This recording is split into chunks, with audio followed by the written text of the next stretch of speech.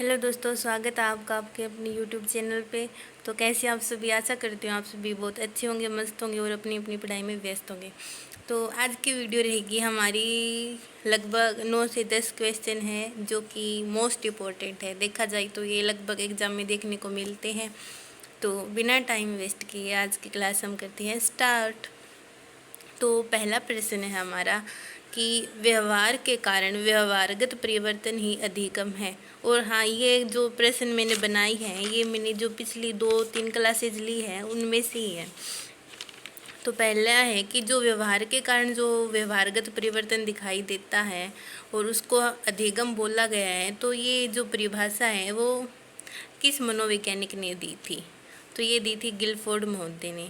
कि जो व्यवहार करते हैं हम अपनी लाइफ में, तो जो जिस भी व्यवहार के कारण, जिस भी क्रिया के द्वारा जो भी हमारे व्यवहार में परिवर्तन देखा जाता है तो वह अधिगम कहलाता है। तो ये गिलफोर्ड महोदय की परिभाषा है। नेक्स्ट है आदतों, तथ्यों, रुचि एवं अभिवृत्ति के कारण व्यवहार में परिवर्तन अधिगम है। यानी जो हमारी आदत है, जो तथ्य हैं, हमारी रुचि है, हमारी जो अभिवृत्ति है, उसके कारण जो हमारे व्यवहार में परिवर्तन होता है उसको अधिगम बोला गया है। तो ये परिभाषा दी है क्रो एंड क्रो ने। नेक्स्ट है व्यवहारवाद के जनक कौन है? तो व्यवहारवाद के जनक है वॉटसन जॉन ब्रोड्स। इसे बोलते हैं हम जॉन ब्रोड्स वॉटसन। इसको मैंने उल्टा लिख दिया था। इसको याद करने की ट्रिक है, देखो वैसे व्यवहारवाद हो गया और वैसे वाटसन महोदय हो गए, तो ये ऐसे याद हो जाएगा कि व्यवहारवाद के जनक हो गए वॉटसन। नेक्स्ट है उद्दीपक प्रतिवृत्त स्टिम्युल रिफ्लेक्स शब्द किसने दिए? तो ये दिए थे वॉटसन महोदय ने। और नेक्स्ट है एसआर थ्योरी किसने दी? तो ये दी थी थॉर्नडाइक ने। ये मैंने वहाँ पे क्लास में इम्पोर्टेंट बताए थे क्योंकि इसमें ये स्टिम्युल रिफ्लेक्स थ्योरी है, यहाँ पे स्टिम्युल रिफ्लेक्स शब्द है, यानी जो उद्दीपक प्रतिवर्त शब्द हैं वो तो वॉटसन महोदय ने दिए थे और जो उद्दीपक प्रतिवर्त थ्योरी है वो थॉर्नडाइक महोदय ने दी थी। तो उद्दीपक प्रतिवर्त शब्द तो वॉटसन महोदय ने दे दिए, लेकिन जो उद्दीपक प्रतिवर्त थ्योरी है इसका उपयोग सबसे पहले थॉर्नडाइक महोदय ने किया था। फिर नेक्स्ट प्रश्न है हमारा जेबी वॉटसन के शिष्य रोजली रेनर ने लिटिल अल्बर्ट प्रयोग किस पे किया?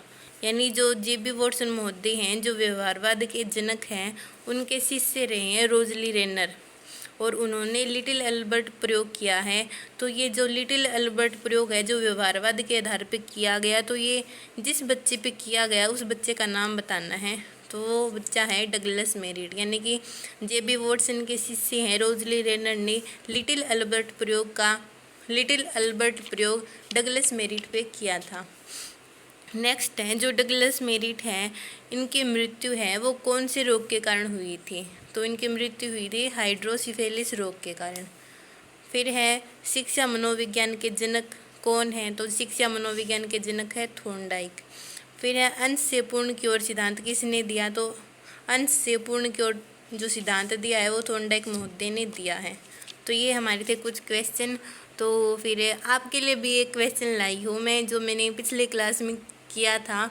तो वो प्रश्न है मेरा कि जो स्कीमा है जिसका उपयोग थॉर्नडाइक महोदय ने बताया था, जो सब थॉर्नडाइक महोदय ने दिया था, तो वो वास्तव में स्कीमा है क्या? तो आपको स्कीमा की परिभाषा बतानी है कि वास्तव में स्कीमा किसको कहते हैं। तो अगर आपको क्लास अच्छी लगी हो तो प्लीज़ क्लास को लाइक करना, शेयर करना एंड चैनल को सब्सक्राइब नहीं कर रखा है तो चैनल को सब्सक्राइब भी कर देना। धन्यवाद।